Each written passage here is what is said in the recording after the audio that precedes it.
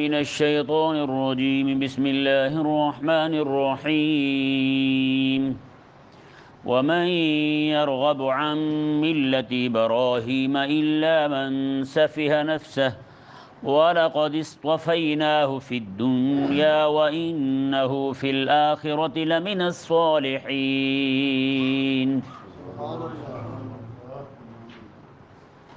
پچھلے پورے رکوع کے اندر حضرت سیدنا امام الانبیاء صلی اللہ تعالی علیہ وآلہ وسلم کا کعبہ کے ساتھ تعلق، حضرت ابراہیم علیہ السلام کے ساتھ اور اسماعیل علیہ السلام کے ساتھ تعلق کو ثابت اور بیان کیا گیا۔ آپ توجہ ادھر رکھیں، بچے اٹھتے بیٹھتے رہتے ہیں۔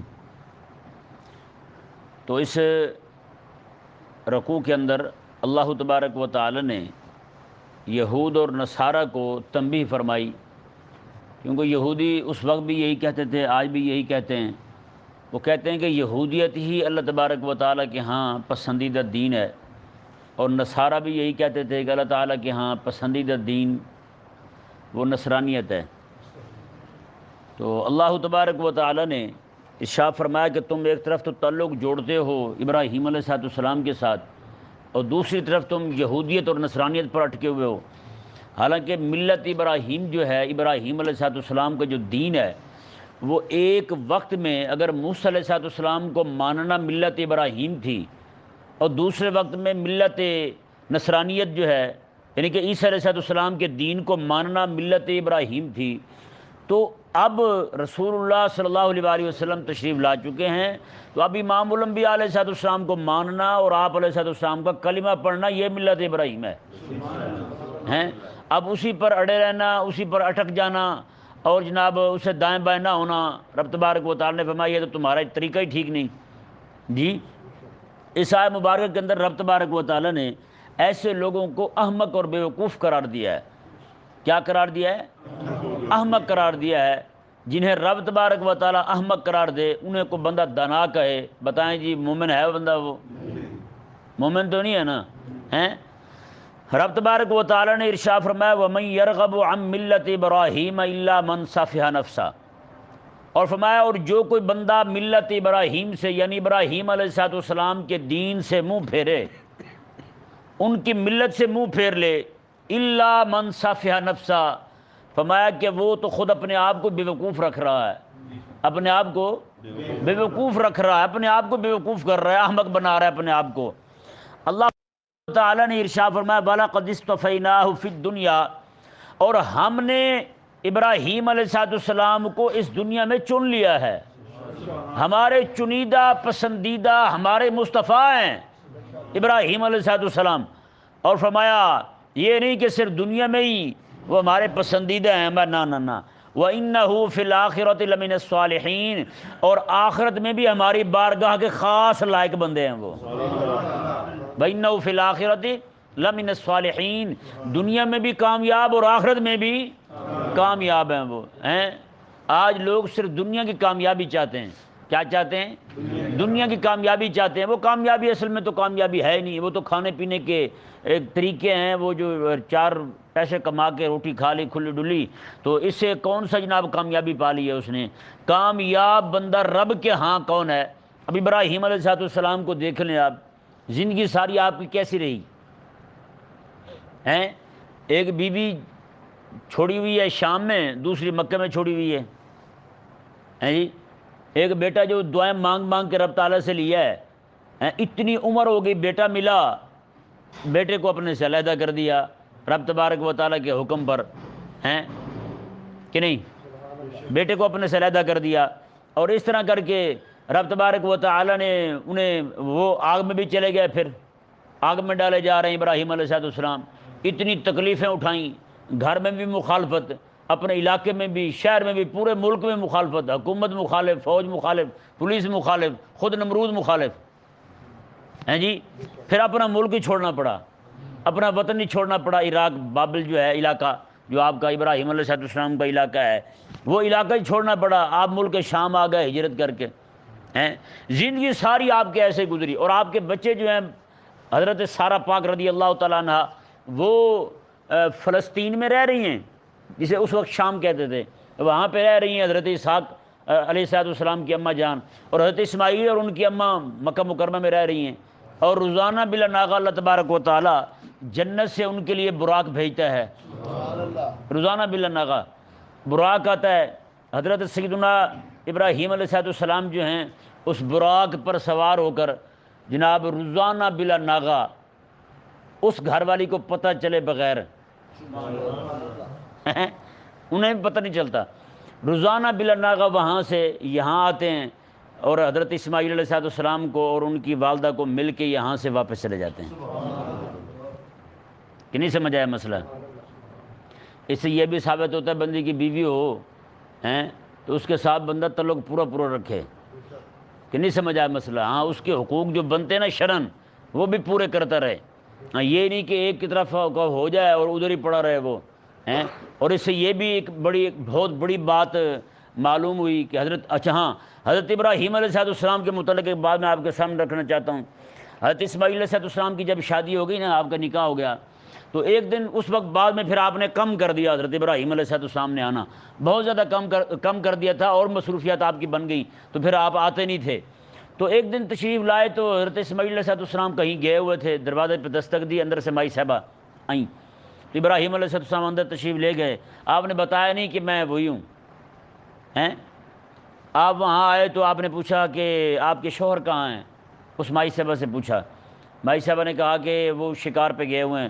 پوچھا کہ آپ کی گزر اوقات کیسی ہو رہی ہے، گھر کے معاملات کیسے چل رہے ہیں؟ اس نے کہا بس کیا کریں، کبھی مل جاتی ہے کھا لیتے ہیں، کبھی نہیں ملتی، ایسے بیٹھے رہتے ہیں۔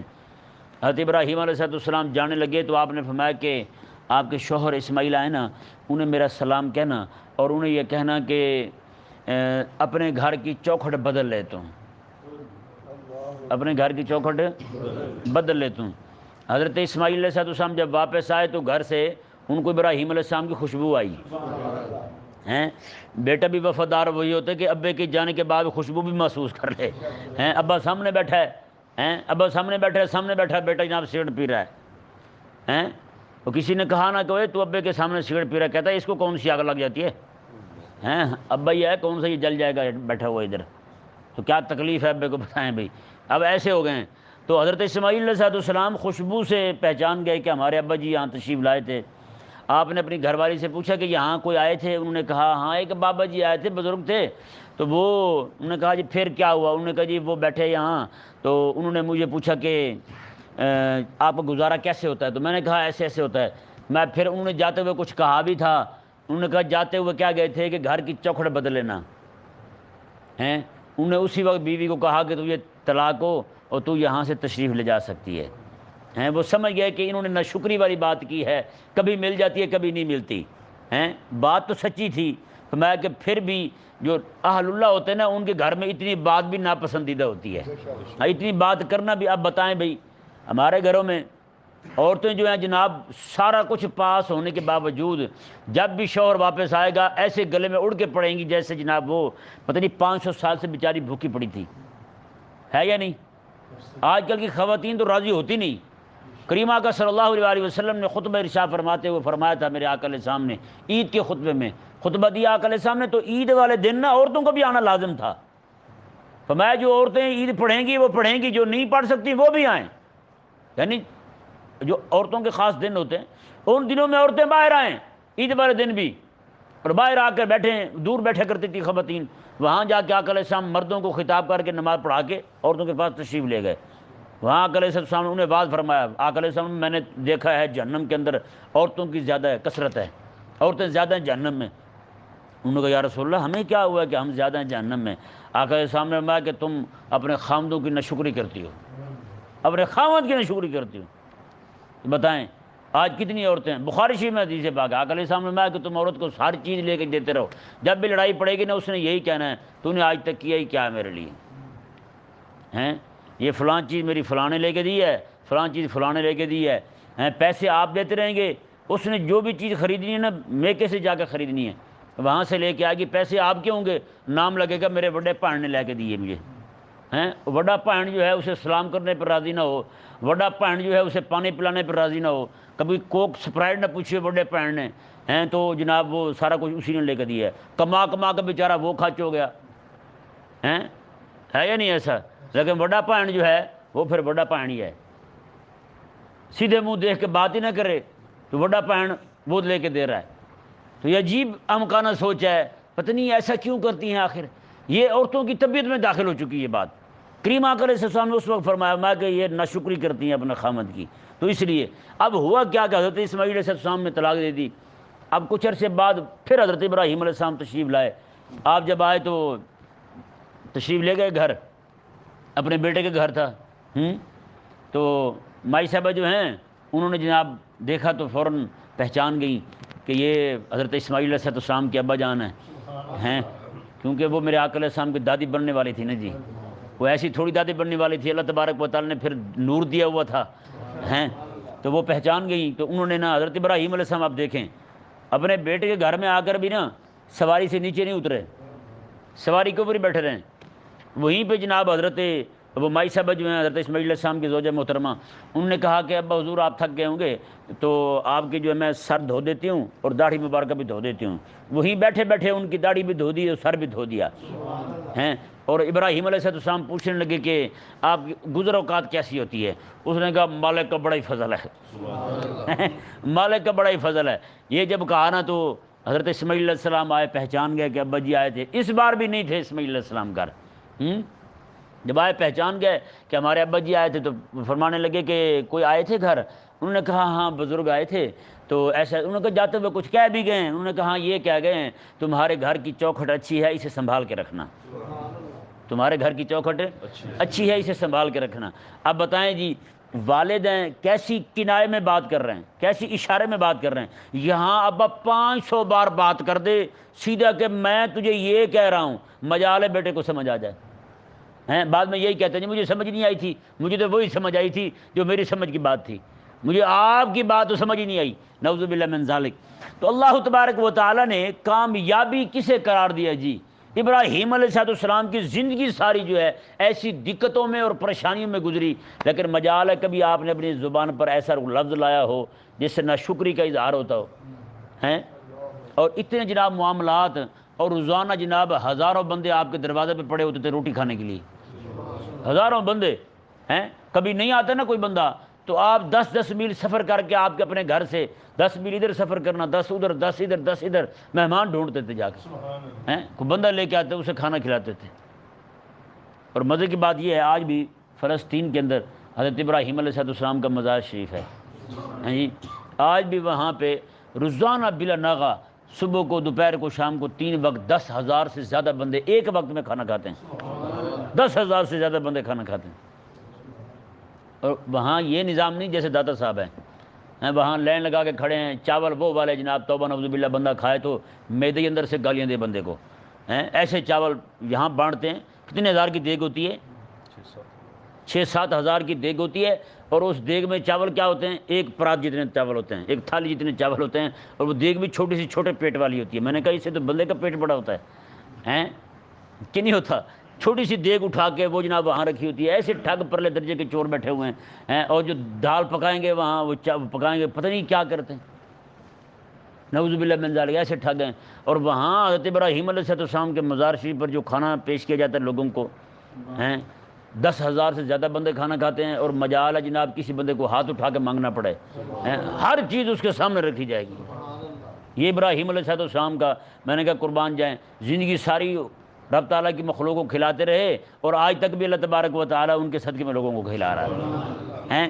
اللہ تبارک و تعالیٰ نے ارشاد فرمایا جی دیکھیں میں کامیابی یہ ہے، وَإِنَّهُ فِي الْآخِرَةِ لَمِنَ الصَّالِحِينَ، اور ابراہیم علیہ السلام جو ہیں اللہ تبارک و تعالیٰ کی بارگاہ کے خاص قرب کے لائق بندے ہیں، اور کیوں نہ ہوں، ہیں کریم آقا علیہ السلام نے ارشاد فرمایا قیامت والے دن اللہ تبارک و تعالیٰ 3 کرسیاں رکھے گا، میدان محشر میں 3 کرسیاں رکھی جائیں گی۔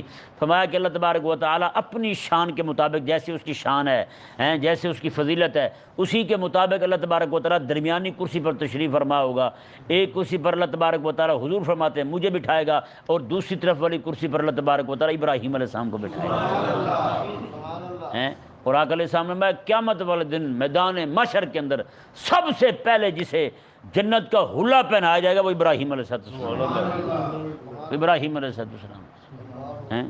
تو کیسی کامیابی پائی ہے ابراہیم علیہ السلام نے؟ تو اس سے ثابت ہوا اونچا مقام اسی کا ہوگا جو ٹکر لینے والے ہیں، راہ حق کے لیے، دین حق کے لیے، رب تعالیٰ کے دین کے لیے ٹکر لینے والے ہیں۔ آج کل کے جو پیر اور گدی نشین جو ہیں، میں جب عراق گئے تھے نا، وہاں کچھ سندھی تھے لوگ میرے ساتھ، وہ کہتے تھے گادی نیشن۔ کیا کہتے تھے؟ گادی نیشن۔ میں نے کہا پتہ نہیں یہ کون سی نیشن ہے۔ اب میں ان سے سنوں تو پہلے 2-3 مرتبہ تو مجھے سمجھ نہیں آئی گادی نیشن پتہ نہیں کیا ہوتی ہے۔ میں نے کہا ہو سکتا ہے کوئی یہاں کا کوئی پھل میوہ ہو، یہ بیچارے نام یاد کر آئے ہوں تو وہی نام لے رہے ہوں۔ تو بعد میں باتوں میں مجھے یہ بات کھلی کہ یہ گدی نشین کو گادی نیشن کہہ رہے ہیں۔ میں نے کہا یہ تو واقعی گادی نیشن ہے۔ کیا ہے یہ؟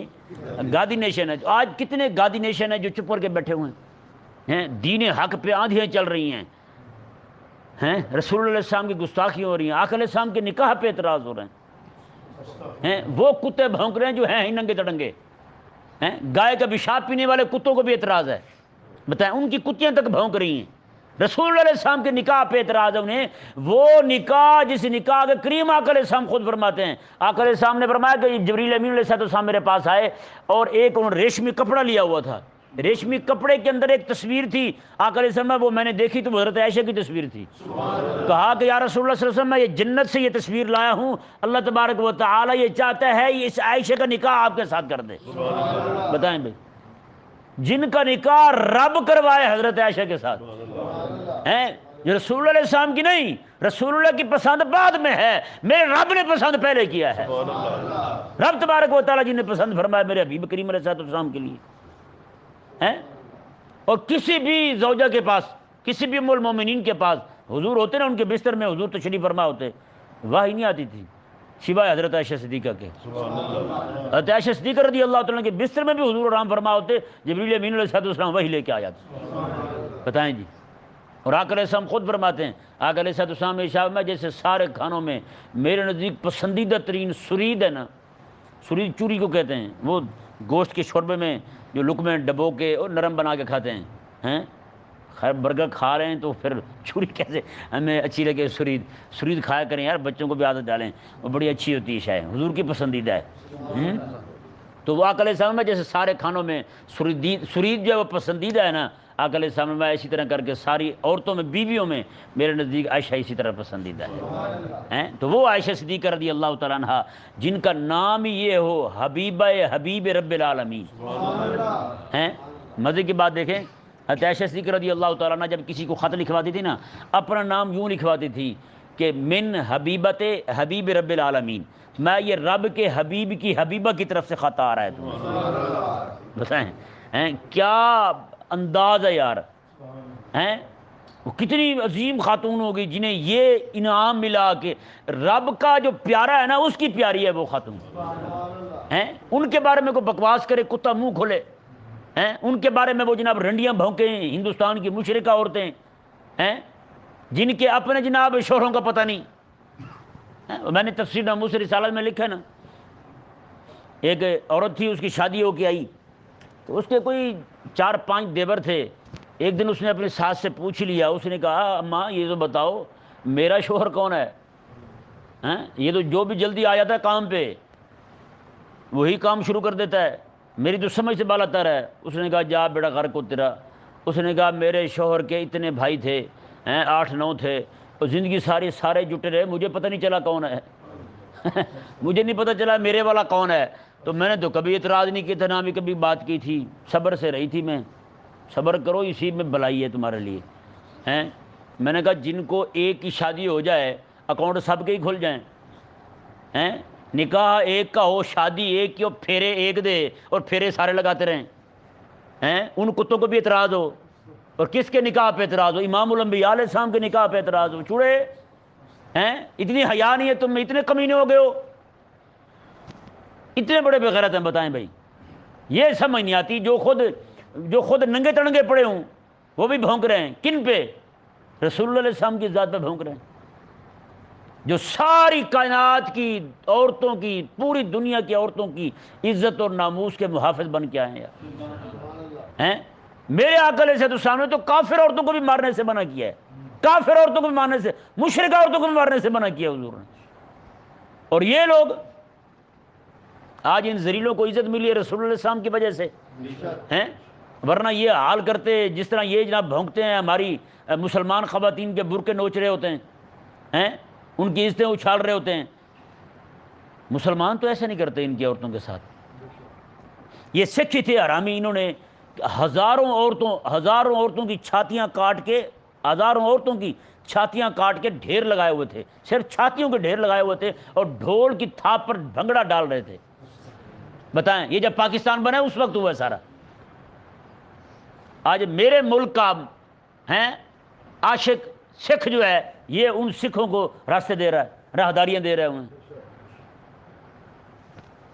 رب تبارک و تعالی نے ارشاد فرمایا، جی دیکھیں ابراہیم علیہ السلام کو رب نے کیا ارشاد فرمایا، جی دیکھیں اب رب تبارک و تعالی انہیں تنبیہ فرما رہا ہے مکے کے مشرکوں کو، یہودیوں کو اور نصرانیوں کو۔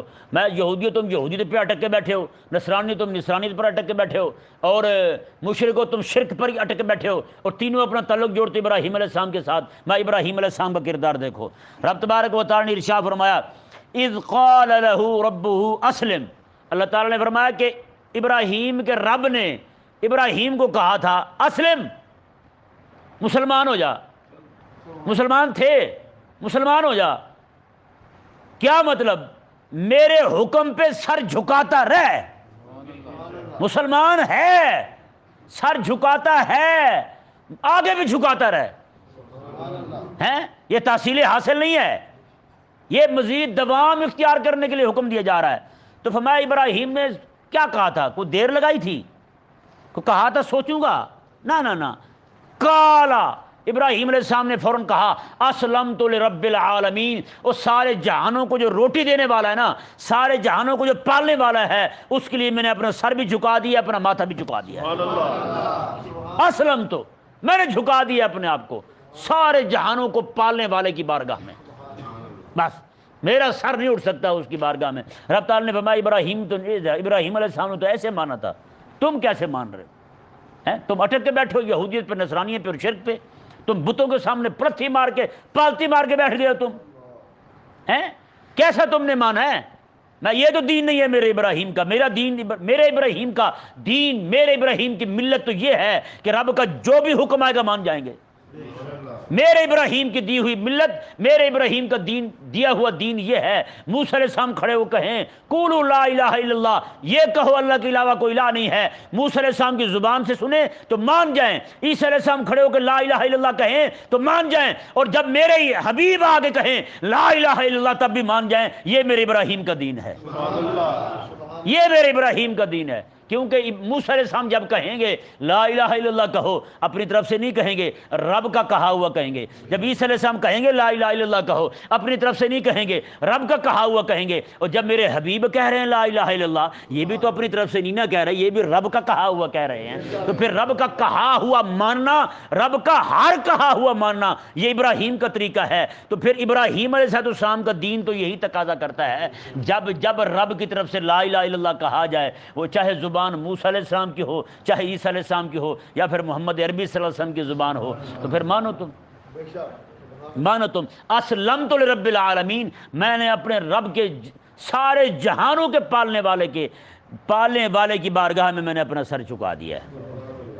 میں پھر تو تم نہیں مانے ہیں، تم یہودی پہ اڑ گئے، تم نصرانی پہ اڑ گئے، تم شرک پہ اڑ گئے ہیں، تم نے تو پھر تمہارا دعویٰ یہ ہے وہ جھوٹا ہے۔ دعویٰ بلا دلیل کے جھوٹا ہوتا ہے۔ کیا دعویٰ بلا دلیل کے جھوٹا ہوتا ہے؟ جیسے کوئی بندہ کہے جی رات کو میں نے دیکھا 12 بجے سورج نکلا ہوا تھا، کوئی بندہ کہے دلیل، کوئی نہیں، دلیل تو کوئی نہیں ہے، تو بات مانی جائے گی اس کی؟ کیا کہا جائے گا؟ جھوٹا ہے۔ کیا کہا جائے گا؟ جھوٹا ہے۔ کوئی بندہ کہے میں تو ملت ابراہیم پر ہوں، رب فرمائے میرا حبیب آ گیا، کہے میں نہیں مانتا، جھوٹا ہے یا نہیں؟ وہ کہے میں تو ملت ابراہیم پر ہوں لیکن مانتا یہودیت کو ہوں، رب فرمائے گا نہ، ملت ابراہیم اس وقت جو ہے وہ میرے حبیب کریم علیہ السلام کے پاس ہے، میرے حبیب کی اتباع میں ملت ابراہیم مضمر ہے۔ نصرانیت کو پکڑ کے، یہودیت کو پکڑ کے کہے کہ بندہ میں ملت ابراہیم پر ہوں، نہ اسلمت لرب العالمین۔ سبحان اللہ یار، یہ اتنا بڑا فرمان ہے حضرت ابراہیم علیہ السلام کا، اور رب نے بھی مقام مدح میں بیان کیا ہے، مقام مدح میں بیان کیا۔ میں تم کیا کرتے پھرتے ہو، میرے خلیل کو دیکھو ہیں، میں جب میرا حکم آ جائے تو وہ پھر ہیل حجت نہیں کرتے، ہیل حجت نہیں کرتے۔ وہ ایک ہی دفعہ مجھے تو لگتا ہے کہ ابراہیم علیہ السلام نے لاڈ کیا تھا، ہیں بارگاہ نیاز میں ناز پیش کیا، اسرائیل علیہ السلام آئے، آ کے انہوں نے بھی یہ نہیں کہا تھا کہ رب نے فرمایا ہے آپ تیار ہو جائیں، انہوں نے آ کے یہی کہا کہ موت کا وقت آ گیا ہے۔ حضرت ابراہیم علیہ السلام، رب بھی چاہتا ہے نا کہ اس کے بندوں کی شان ظاہر ہو۔ ابراہیم علیہ السلام نے کہا یار یہ بتاؤ کہ رب مجھے یار بھی کہتا ہے، خلیل بھی کہتا ہے، پھر مارتا بھی ہے، اور جا کے یہی مسئلہ ہی پوچھ دو مجھے رب سے، یار بھی یار کو مارتا ہے یار بھی یار کو مارتا ہے۔ تو جبریل اسرائیل علیہ السلام گئے، واپس آئے، آگے کہا جی پوچھ لیا، انہوں نے کہا پوچھ لیا، انہوں نے کہا پھر کیا جواب ملا؟ کہا کہ رب فرما رہا ہے یار بلائے یار نہ آئے، یہ بھی کوئی یار کرتا ہے بھلا؟ یہ بھی کوئی یاری ہے؟ یار بلائے اور یار آئے ہی نہ، یہ کون سی یاری ہے؟ اللہ اکبر۔ اس سے یہ بھی مجھے دل کہتا ہے کہ رب تبارک و تعالیٰ کی طرف سے ہی تھا تاکہ ابراہیم علیہ السلام کی شان ظاہر ہو۔ کہ نہیں سمجھ آیا مسئلہ؟ تو زندگی ساری اسلمت لرب العالمین پر رہے۔ آج جتنے بھی بے دین لوگ جو نا ہر حکم شریع پر اعتراض کریں گے، یہ کیوں ہے تو وہ کیوں ہے، ان کو یہ پڑھ کے سنایا جائے یار ابراہیم رب کا نبی ہو، رب کا خلیل ہو، جس کے جو ایک پوری حکومت سے ٹکر لے جائے، نمرود کی حکومت کی چولے تک ہلا کے رکھ دے ہیں، اور نمرود جو ہے وہ بھی مارا جائے کس سے؟ جوتے کھا کھا کے۔ رب تبارک و تعالی نے ایک ٹانگ والا مچھر بٹھا دیا اس کے دماغ میں، ہیں وہی جناب اسے کاٹتا، اس نے بندے رکھے جوتے مارنے کے لیے، تنخواہ پہ بندے رکھے جوتے کھانے کے لیے، وہ جناب جوتے مارتا رہتا، اسے سکون رہتا، مچھر پیچھے بیٹھ جاتا، جب وہ جوتے چھوڑتا مچھر شروع ہو جاتا۔ اب اسے دونوں ہی تکلیفیں، لیکن اسے عافیت لگی جوتے کھانے میں عافیت محسوس ہوئی۔ مچھر ڈنگ رہا ہے، اسے مچھر ڈنگ مار رہا ہے، اسے یہ سمجھ نہیں آ رہی دین کی طرف آ جاؤں، اللہ رب بات کیسے مارتا ہے بندے کی، یہ نہیں سمجھ آ رہی کہ دین کی طرف آ جاؤں، اسے جوتے کھانے میں آسانی محسوس ہوئی۔ یہی حال ہماری قوم کا ہے، یہ بھی دین کی طرف نہیں آتی، جوتے کھانے میں آسانی محسوس کرتی ہے، کہتی جوتے مار لیں، انہوں نے کہا پہلے نواز شریف مارے تھے اب شہباز شریف مارے، اب نہیں یہ بھی جناب اس نے 300 سے اوپر مار دیے ہیں، 250 تقریباً کر گیا، 240 کر گیا ہے، تو یہ بھی نہیں، یہ بھی ذرا نہیں، یہ بھی نہیں، اب عمران خان پھر آ کے مارے ہیں، اب پھر ان کا ناچنے کو جی کر رہا ہے، اس نے جو جوتے مارے تھے ٹکورے شکورے کر کے 4 دن میں سکون ہو گیا ہے، اب پھر کہتے ہیں کہ گیٹے گوڈے پھر ذرا ان کو تازہ کرنا چاہیے۔ کہ نہیں سمجھ آیا؟ ان کو بھی عافیت جوتے کھانے میں لگتی ہے، دین کی طرف آنے میں نہیں۔ تو جب آپ یہ دیکھیں کہ قوم جو ہے بجائے دین کی طرف آنے کے پھر ان ذلیلوں کی طرف منہ کر رہی ہو، تو آپ سمجھے یہ طبیعت کی نمرود ہے، طبیعت کی کیا ہے؟ نمرود ہے۔ یہ جوتے کھانے میں ان کو عافیت محسوس ہوتی ہے، سکون لگتا ہے، رب کے دین کی طرف آنا ان کو بڑا اوکھا لگتا ہے۔ رب تبارک و تعالی نے ارشاد فرمایا، جی دیکھیں،